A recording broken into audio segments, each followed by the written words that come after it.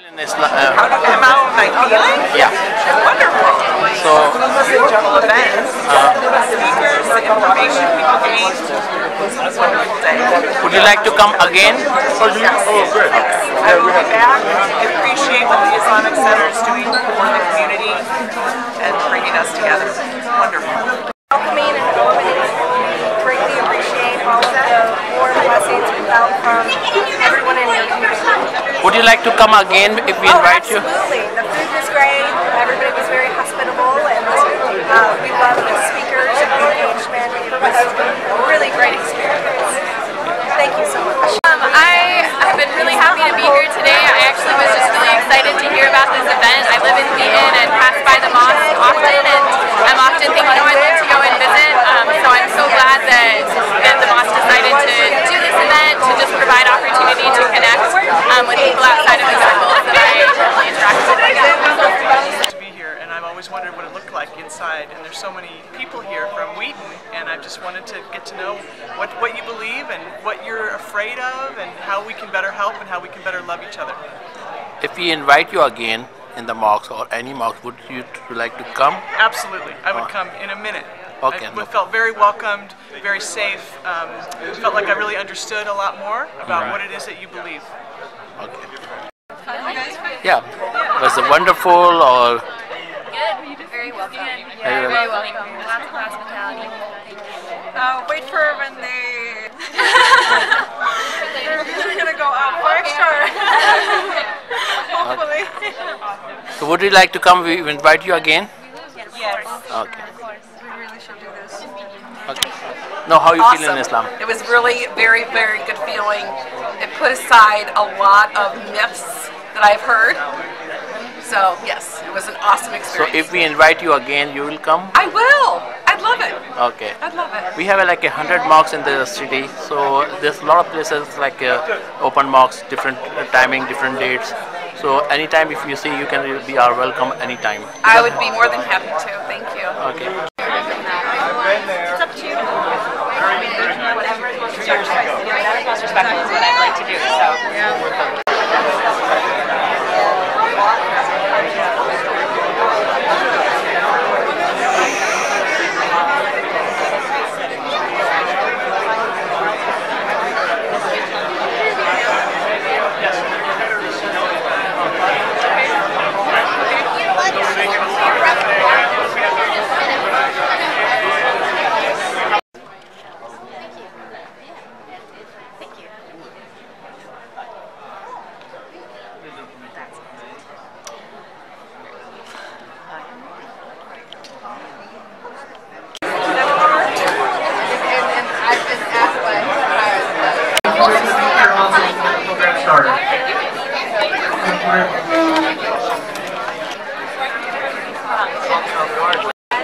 Very nice to see you.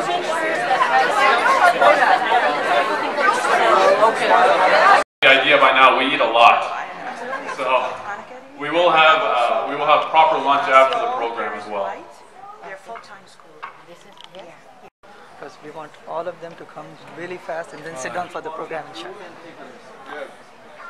Tons of posters to look at.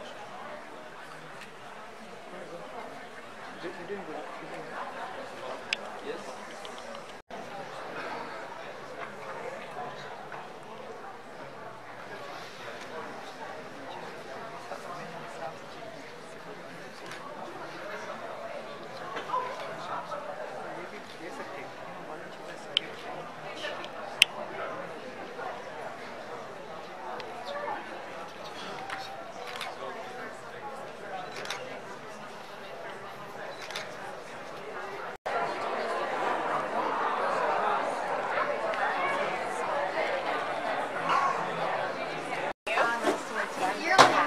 Nice. Are you from around here? Oh, awesome. So you made it in the rain and the snow now? You did well. Verses 189 to 194. ربنا إن عظيم. I mean, whatever you like. So the way I started is like this.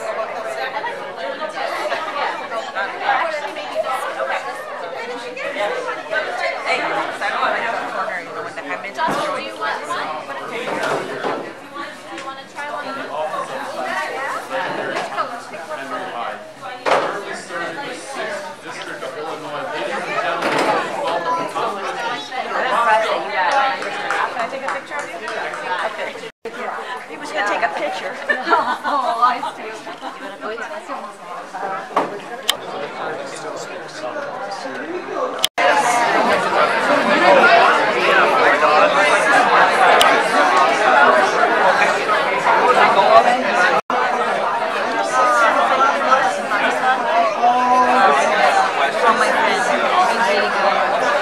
To meet our neighbors here and to learn more about the work and worship and community outreach of the Islamic Center here. Thank you for inviting us. Exclusive by the way. I have a child. That's fairness and that's justice. Are not mutually exclusive? Is that They're not. See, justice dictates that you take all things into context before you do justice. So that judge in Trinidad, in Guyana, he made a just justice, taking that situation, that context into consideration. And that is a good judge. That is a good judge. He saved the life. He did not say that, doesn't matter whatever you were doing, I'm going to punish you, or $50, $100, $200. He made the right justice, and the whole country was excellently joyous. And that's what Islam is. But how totally bad. For example, if I kill somebody, right, then I have to get the repentance from that person, right? Right. So suppose if a person does injustice to someone, like stole somebody is good, right? You can ask for justice from God, but then you have to return the good, right? So any injustice done to humans, we have to repay them and ask for forgiveness. But any injustice that we do to God, like say backbiting, for example, or not praying on time, not fasting, or breaking any rule directly connected with God, then we ask for God's forgiveness. But God's forgiveness also has criteria. The person has to be sincere. God knows our hearts and minds. We have to be sincere. Number one. Number two, it has to be directly asking from God, not any mediator, by the way. Not Muhammad, peace be upon him, not any saint, not any person, directly to God, or Jesus, directly to God. And on top of it, make a commitment not to do it again. Number four, do some good things. Give more charity. Be a better person, right? So these are the four criteria that God mentioned, that a person is forgiven without somebody dying for their sins. Yeah. So, if I get you correctly, you said God, being all merciful, he looks at all the criteria and all the issues. So if he sees me in the end, sees my, well, since I'm a Christian, since I believe in Jesus, I guess I'm going to hell. I didn't say that. Well, Jesus is he's a partner. Well, I believe that he is God, so I don't believe he's a partner. But you would think that if I believe in Jesus, then I'm saying that God is a partner. And isn't that the fundamental sin? So what was your question? Sorry. Yeah, let's go. Then we may come to that topic of Jesus and in the Quran and the Bible. I've got a meeting. But so God looks at somebody, sees, you said, the sincerity and all the other perhaps deeds they've done. Repentance, sincerity, good deeds, the context in which that was done. If a person, a hungry person steals a loaf of bread, has not eaten for 3 days, obviously God is going to look in that context, right? Sure. So it has to be a bigger picture, by the way. Things cannot be taken out of context, and God is the most just and the most merciful. I'm curious with the sincerities. If we continue with the judge metaphor, if I was a sincere person who stole and I got caught and now I'm in trial, I'm guilty. It's obvious that I'm guilty. And the judge says, okay, you are guilty. I admit I've stolen. And so what would be justice? I would be put into prison. But before the judge, sends me to prison, I say, wait. The thing is, I've done many good deeds. I've done charity. I've reached out. I've helped the old ladies, in my neighborhood. I've given money to the poor. Would you see that judge just if you were to say, okay, you've done good, and so even though you've stolen, you can go free? Or even worse, if I've murdered, but I'd say, wait, I'm sincere, I'm sorry that I murdered, just let me go free, especially because I've done these good things. If the judge said, okay, I forgive you, without justice, so fine. I don't see, So I'm there, still missing, Sure. So there are crimes of various degrees. Okay? If there's a crime of taking a life, then there is obviously a criteria that for such big of a sin, then there is a consequence, punishment from the human judgment point of view. even from the God judgment point of view, it says in the Quran, chapter 5, verse number 32, kill one life, taking one life is like like killing all of humanity, right? So life for a life, which is similar to the Old Testament. However, suppose if a person does some other injustice, right? What was the first example that you gave? Like some injustice to some other human, for example, maybe stealing their car, for example, correct? Now, if the judge sees that your past record is clean, either he may forgive or he may give you a reduced sentence. So not every person stealing the same item will get the same sentence because the judge looks at the previous record. Okay, but they will, if the judge is just, they will still get a sentence. Yeah, again, for justice to be paid, of course. Yeah, so based on case by case, as I gave you the criteria of that lady who was pregnant, husband was driving fast, no ticket at all. The judge forgave the sin. So judge forgave the sin, right? So criteria by criteria, as humans, I have a 4-year-old child. If my child eats like 5 cookies by the way, I would not be happy. But I would not say, I'm a just dad, let me slap him every single time. No. Suppose if my son says, Dad, I'm really sorry, I was really hungry, come on, forgive me. And if I see real sincerity, I may say that, Yusuf, what you did was wrong, it's not good for your health or your teeth. Please don't do it. And I may hug him, and I may let him go. And that's a just dad, that's a loving dad, that's a forgiving dad. And that's who God is, much more loving, forgiving than any human. So Tim, at the end of the day, justice and forgiveness are not mutually exclusive. That's the important fact that our Christian friends, they think they are mutually exclusive, they're not. And there are so many examples. I mean, I give you this example, right? The pregnant lady. One more example. Can I just make sure I remember that example? Sure. So, the pregnant woman and she's being driven by her husband? Yeah, really fast? Really fast, and he crashes. No, nobody crashes. Sorry. Nobody crashes. The police caught. The police caught because they were going over the speed limit. Oh, and they got the ticket, and the country was outraged. How can you give a ticket when there was emergency situation? And so the judge let them free, no punishment, and so that's sort of a little picture of Allah's justice.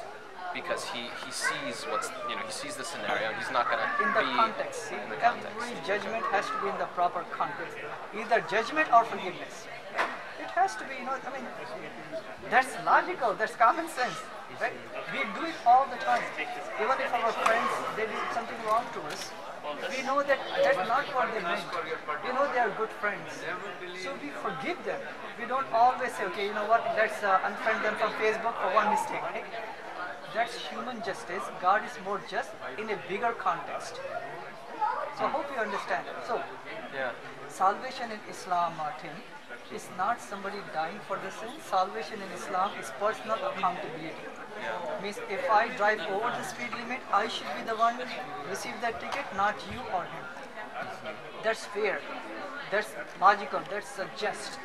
In the same way, God says that anyone who does any sin, they are the ones responsible. Chapter 2, verse number 286 of the Quran. Yeah, I agree. Right? So that means, if we agree with that, that means nobody needs to die for us.